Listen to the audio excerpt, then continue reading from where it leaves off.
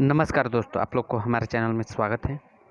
और बता दें दोस्तों कि युवा दिलों का धड़कन यूथ स्टार प्रमोद प्रेम यादव जी का कल एक नई फिल्म का मुहूर्त हुआ। जी दोस्तों, जिस फिल्म का नाम है बंधन टूटे ना 2। जी दोस्तों, आप लोगों ने सही सुना।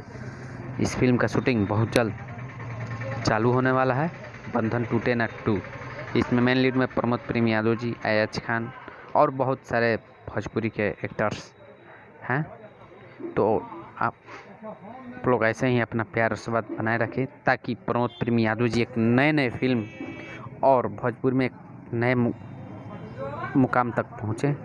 और आप लोग का प्यार आशीर्वाद की बदौलत ही कोई आगे बढ़ता है। तो आप लोग बता दें दोस्तों कि बंधन टूटे ना 2 एक पारिवारिक और पारंपरिक एकदम से देसी स्टाइल में इसे शूट किया जाएगा। इमोशनल टाइप का यह फिल्म है बंधन टूटे ना 2।